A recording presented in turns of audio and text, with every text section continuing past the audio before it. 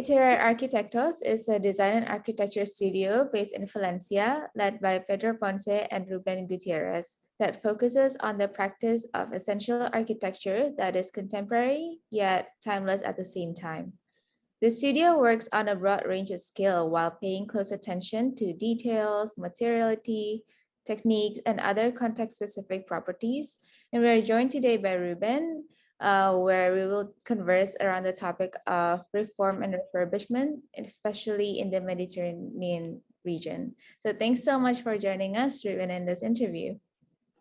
Thanks you, Karina, for having us, and we are really glad to be here and given the opportunity to have this interview. No, it's our pleasure. So we usually start with you telling us first about your studio. So do you mind sharing a bit about the journey or your core design philosophy? Okay, so Pedro and I just met at college, and we studied architecture in the context of the Great Recession, of 2008. Mm-hmm. So we entered the college thinking architecture was this nice career to pursue. We thought we were going to build a lot of things, and it would be a profitable career as well. But at just right at the middle of our studies, the crisis came, and everything construction related just blew up in Spain, really.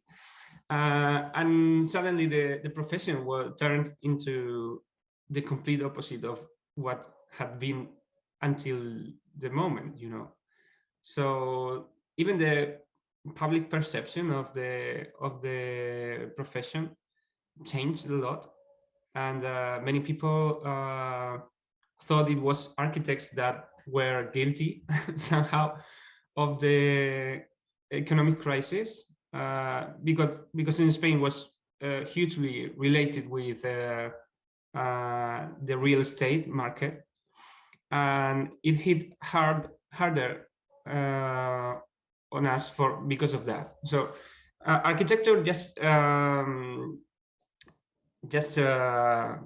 fell from its throne of being a nice career.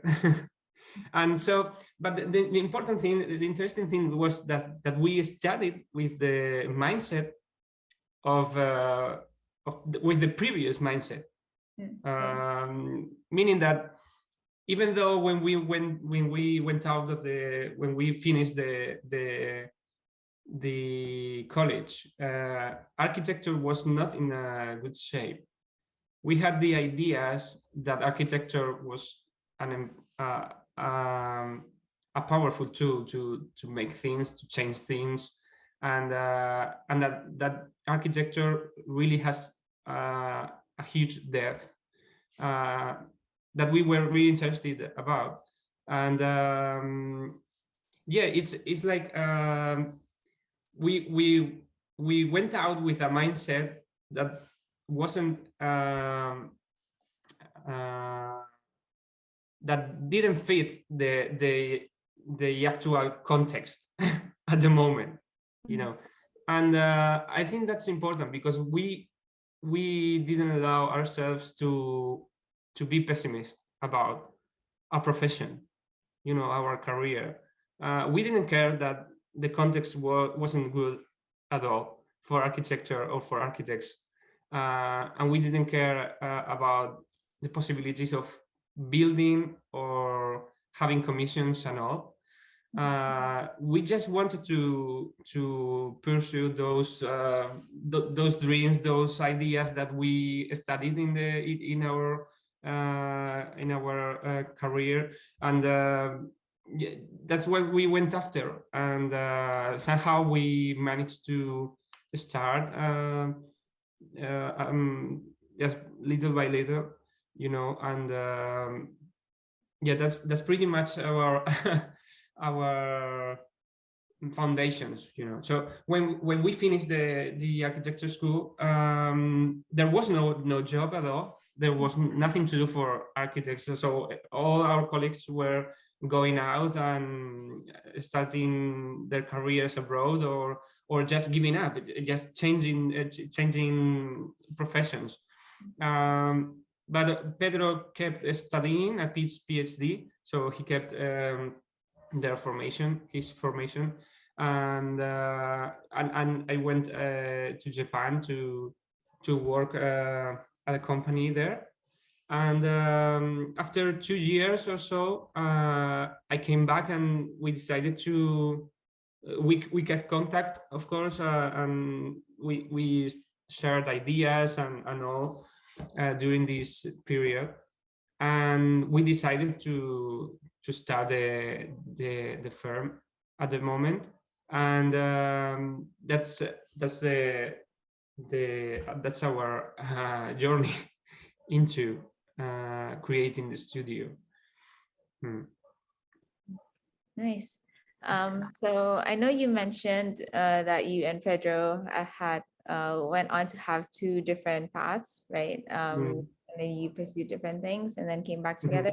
So I was just curious that collectively, where has the studio taken influences from, or what are you guys inspired by now? So I think we have developed a rather natural relationship with the Mediterranean in terms of influences or what affects our architecture. And this is because if I tell you about the studio, for example, our name, Iterare, it comes from iteration, which is a mathematical term that basically it is an algorithm that's behind nature. For example, a tree. When a branch divides into several branches, and to make the leaves, for example, that's an iteration. That's written in the trees growing script, right? So this iteration is giving room to a variation of the tree, and it's adding another part, and this part is adding up to the whole tree. I mean, it's this is the concept, right? So our name, we named us after this term because we didn't want to, from the beginning, we didn't want to ascribe to any particular trend or way of doing things, mainly because we we were starting and we didn't even know how to do things, right? We just needed to research and find our own way. But this name was purposefully chosen for us not to get stopped at a trend or at a certain way of doing things. So, for example, if we discover that white buildings work well with us, we just make white buildings for our career. You know what I mean? We didn't want to be like that. If we find a certain shape, for example, that works and that makes our brand recognizable, we didn't want to stick with that. And so we wanted to study each project and to understand that each project was different. And that's what's behind the name. So when you ask us about our influences, so the concept of iteration has really left us with nothing but the essence of each project, the essence of things. And as such, we've come to think repeatedly about things that are always at the core of inhabitation of our buildings. So yeah, these things, I mean, that we don't have a preconception about designing. It's just that each project has its own program, it has its own particular context, it has its own unique clients, and its own economy as well. And so we put all those things together with trying to have no preconception of what we want to achieve when we start a project. And then putting all those things together, we try to develop the project. But that's the most important thing for us, is having no preconception, because we think that's a dangerous thing to trust. Right. You know, and we are really aware of the things we repeat in each project. And we are aware of that because we don't want to keep repeating things if those doesn't make sense, you know. So we don't want those things to become a sign of the studio. We don't want to be recognized by some material or some shapes. If we are, we don't care. It's just like that. We might be repeating a certain material all the time because it makes sense, but we want to make sure it makes sense, you know. And so for each project, we try to go to the essence of things and leave everything else out. And so these things are these essential things are none other than our climate. It is our sun. For example, the way the skies shapes the atmosphere inside the buildings, or our everyday life. But it is also our culture, in the way people relate to each other, or also to the space, or the way we use, for example, the outdoor spaces here in Spain, but it could also be materials that relate as well to our history, or the function they serve. And so we try to have these things in mind, instead of having a preconception of how to develop a project. Yeah. So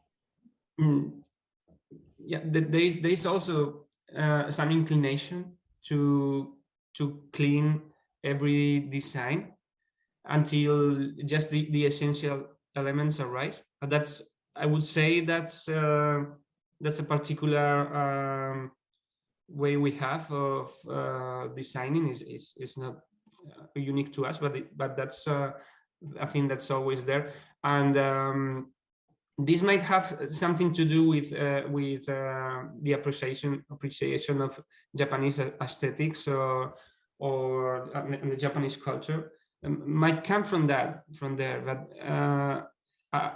I think we have something from that time that I went out and lived and studied in Japan.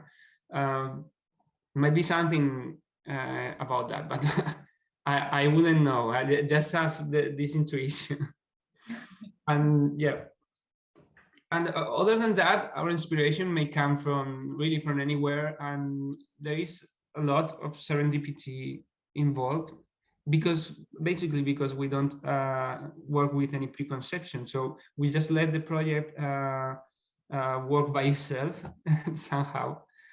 We started each project laying the foundations around classical resolution of the architectural problem, such as layout, construction methods, materials, economy, structure, or program. You know, that's all the basics. And we tie all those together through intuitions that show us somehow the way. And then we work on giving shape to those intuitions. And again, there's no preconceptions there. We just let the project guide us, and keep it on track until it's done. I know it's a bit of an abstract way of putting things together, but that's the way we work. Yeah.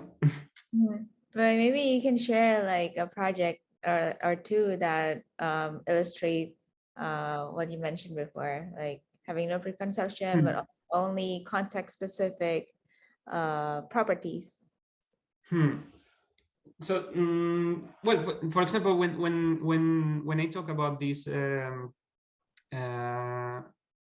essential things that are at the core of our design process, of course, we are talking about Mediterranean but it's not something that we planned, but because we live here, it's just when you go to the essence means the context, and our context is Mediterranean, and it has a really strong presence in our lives, and the way when in our culture in general. So many things have to be with these Mediterranean values and concepts. And so, for example, in the Lemon Tree House, we work with a patio, and all the spaces, all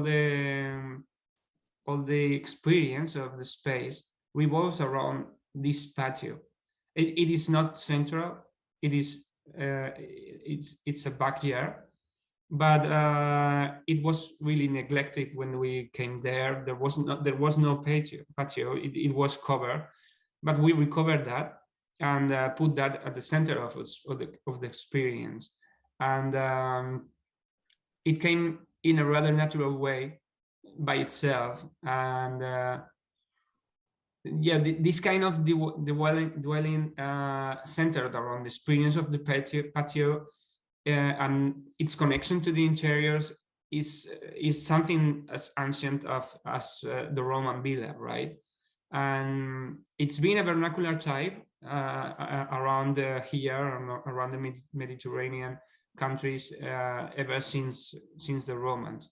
So that would be an example of how we put Mediterranean values, or how Mediterranean values arise from each project we develop. And in that particular project, it's the experience of the house. It goes around this patio, because when you come in, and you can experience when you live in that spaces, you can experience, for example, the pass of time through the perception of the sun, because in the morning the sun is hitting a facade, but during the day it changes the angle and light up the walls of the patio, and just ends up hitting the opposite facade.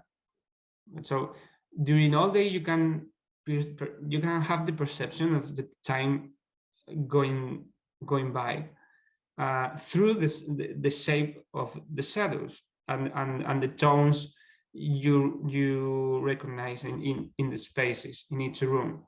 And I think this is a really interesting idea that is not new. We haven't invented anything here, but it really connects you with your context, because you are seated there in your couch just enjoying the day and you have a different perception of the space you're in at noon, and you have a different perception during the afternoon, or when it comes to when dusk comes.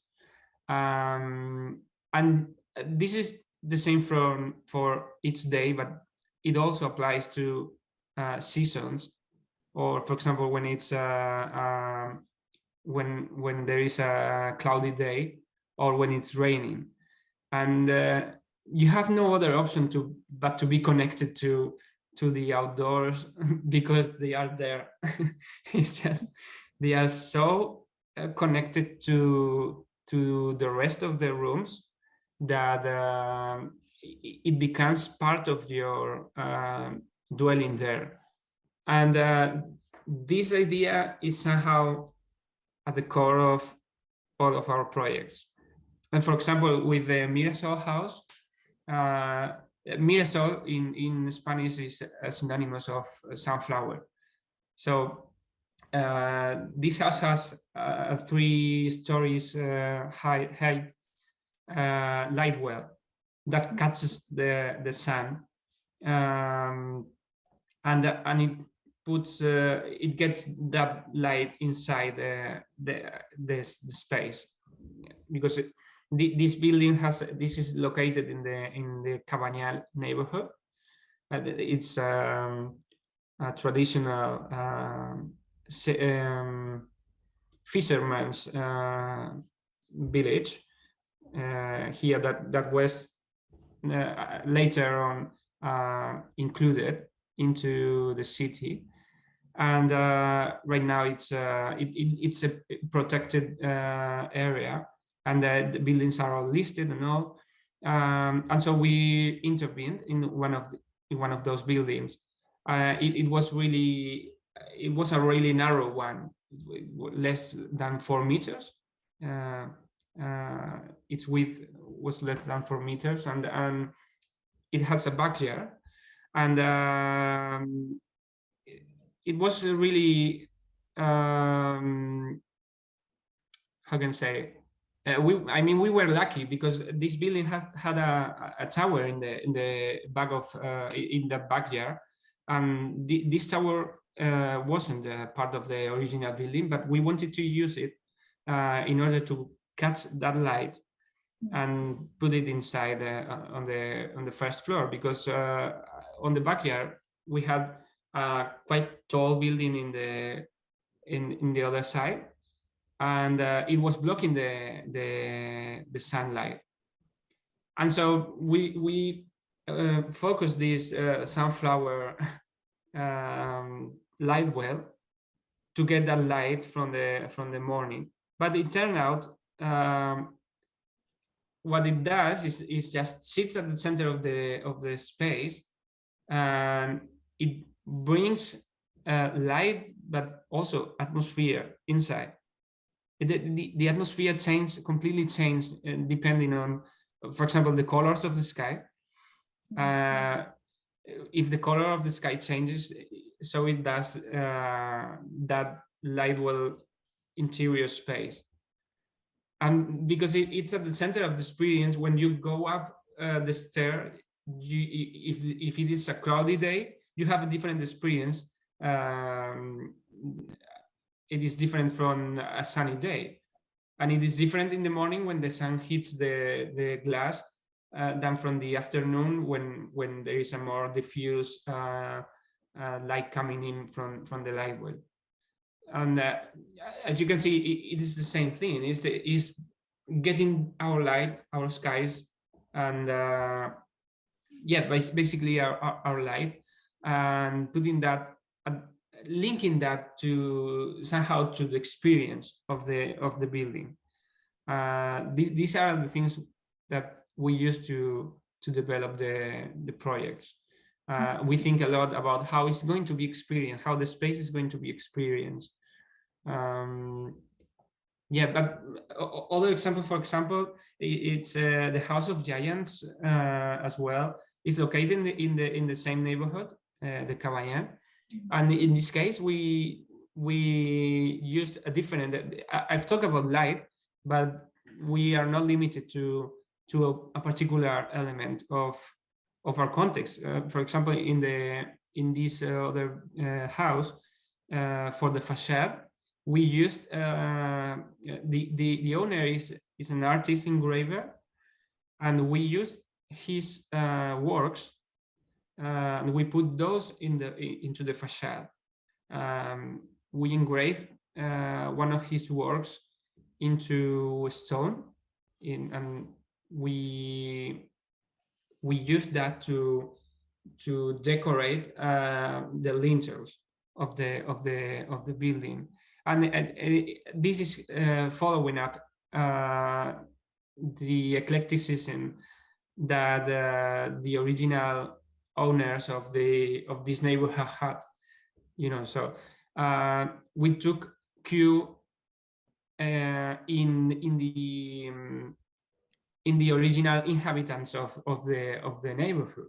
So we try to pay attention to also to culture, and if those elements we feel that those are essential to the design, to the project, then we incorporate those at the foundations of the design. Yes, that summarizes. So these experiences, like these intangible properties that are enhanced by architecture, right? Yeah. In what ways can it like improve people's day-to-day life or day life? Yeah, it's these intangible values. We really like to think those are the foundations of our practice. At least we try so, and that's indeed because we believe this directly translating into the experience of our buildings. We try to free our our projects from clutter, so people can become really aware of things such as this relationship we talk about with nature, for example. And we believe this can be done through light. And of course, we realize that now, but we have we have tested. So the first time we came up with these revelations, we didn't plan it. We just understood it after building it. And so, for example, in the lemon tree house, when you plan that patio, and you know it's gonna be connected to the interior spaces and all, but when you are there and you experience the way the breeze gets through the spaces because of the courtyard and the way the light changes, and you, of course, you tested that before in 3D and all, but to see the actual physical phenomena of the light going from one wall to the other, and the colors changing and the time going by, that's a really strong experience that makes you realize that you live in this place. You live there, you live in this climate. Today is sunny, today is cloudy, it is raining, and you really realize that. And we believe that connection to your surroundings, it's a really powerful thing that really gives you some peace in these really complicated times that we are just flooded with information and saturated with information and all, and just to enjoy something as simple as essential as light changing. I think it's a really beautiful thing, and we try to incorporate these experiences in our buildings. I think that's one way to uh, improve lives of our clients. Yeah, let me see. I think that would be the most powerful example I have of how these intangible values improve the quality of life. Yeah, no, but I really do appreciate how you as an architect seem to always have in the project a strong tie between architecture, time, and nature. And with nature, there comes spontaneity as well, right? You can expect every day to be sunny or the sky to always have a certain shade of blue. So there's some uncertainty in it too, but you seem to really, really embrace that in your project. So that's awesome. Thank So you. Absolutely. What, according to you, makes a design timeless? Well, on the first hand, I think when trying to be timeless, it's yet again another way of introducing a trend into architecture, right? And so because it's associated with an aesthetic, and so trying to be timeless, I think it could be an arrogant endeavor for us. And we are always on the watch of these kind of paradoxes, because even though timeless design is something desirable, if you try to go for that, you're going to, I think you will be using somehow some preconceptions again, and you're going to repeat that. So we developed our projects around ideas that are out of time, such as everything we've been talking about light and nature and things that are in the context by themselves, that are essential to the project and are unique to each project. And as such, we simply hope for them to be timeless, but never try too hard to design a timeless project. I think it's a bit confusing, but it's we put timeless things in the foundations of at the core of the projects, but we don't strive for a timeless design. I mean, we hope for it, but we don't design a timeless project as such, because in the end, it won't be us who decide if those are timeless or not. It's the users and the social context that's going to decide that. And what makes for a timeless design is of course a pretty complex matter with lots of facets. And but I think if you try to go for a timeless design, you're going to fall into preconceptions, because it's inevitable to design with trends in mind. And if you think about timelessness, I think you can right now, you think timeless and you have a certain aesthetics that's behind that, right? And that it's connected with slow living, and it's connected with empty spaces, free of maybe furniture, it's connected with minimalism and so on. And all those are fine, but they are just not we haven't developed that philosophy, and so we would be using ideas that aren't ours.